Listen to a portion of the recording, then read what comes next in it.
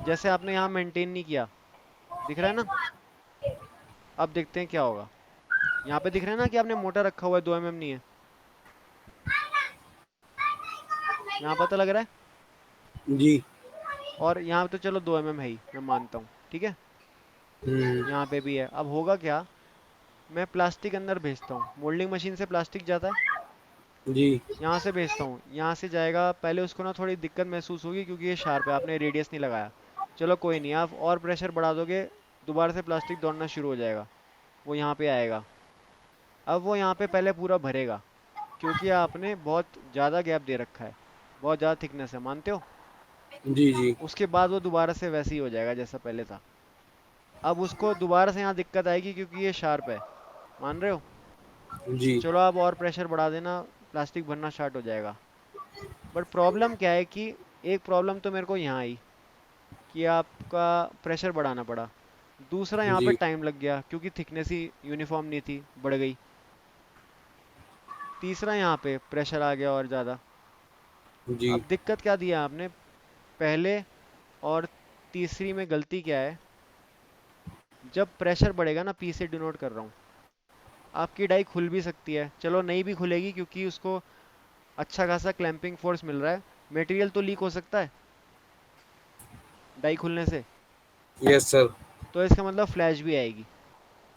जी जी। ठीक है। अच्छा, चलो ये, चलो हमने किसी तरह ठीक कर भी लिया। अब दो में क्या दिक्कत है, जब उसे टाइम ज़्यादा लगेगा ना, इसका मतलब आपका साइकिल टाइम बढ़ेगा। साइकिल टाइम समझते हो।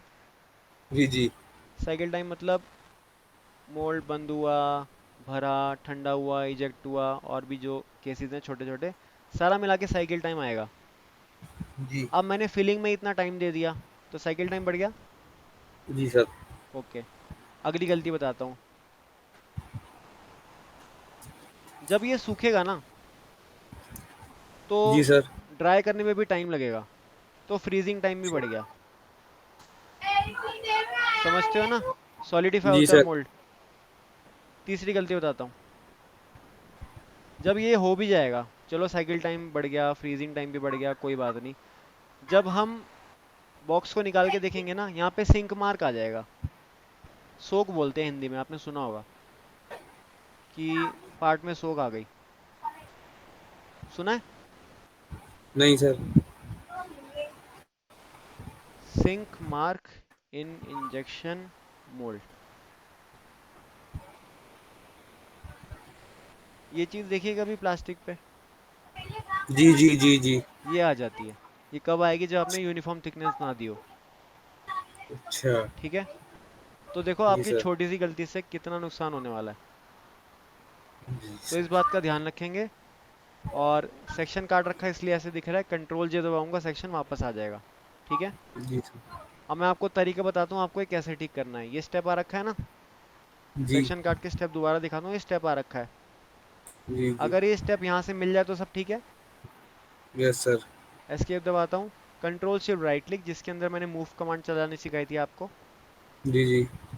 रिप्लेस फेस लेता हूँ, ये, उसके बाद ये फेस। मैंने क्या किया, ओरिजिनल फेस दिया ये, मुझे इसको रिप्लेस करना है। रिप्लेसमेंट फेस किस से रिप्लेस करना है, मैंने ऊपर वाला फेस दिखा दिया जी जी। और ओके कर दिया। कंट्रोल एस दोबारा दिखाता हूँ। अब मेरा क्या हुआ, ये जो पार्टीशन हो रखा था नीचे, अलग से स्टेप बना हुआ था, ये इसके साथ मर्ज हो गया। समझ आई। जी सर। ठीक है। मैंने आपको ये भी बताया था कि यार कहीं भी रेडियस नहीं दोगे तो प्रॉब्लम आने वाली है, जैसे मैंने अभी दिखाया था प्रेशर बढ़ाने की। तो आपको इन जगहों पे भी रेडियस लगा देना है। अब कितना लगाना है वो तो आप पार्ट देख के समझ जाओगे, है ना। जी और सर। अगर आपने बोला है कि आपको मोल्डिंग के बारे में बताया, तो आपको ये भी पता होगा कि कितने से कम लगा सकते हैं। अब मैं 0.5 या 0.25 का तो नहीं लगाऊंगा, इतने का कटर है आपके पास। नहीं। नहीं ना। तो ये ऑब्वियस है, ये लॉजिकल डिसीजन है कि आपको कम से कम कितना लगाना है। ठीक है। 1.5 mm का लग जाएगा। लगा दो, 3 mm का कटर चलाओगे, 1.5 mm का रेडियस छोड़ेगा। ठीक है। जी। चलो, कुछ समझ आया जो मैं कहना चाह रहा हूँ। जी सर। ज़्यादा तो नहीं हो गया। नहीं नहीं नहीं फर्स्ट सर। क्लास है ना।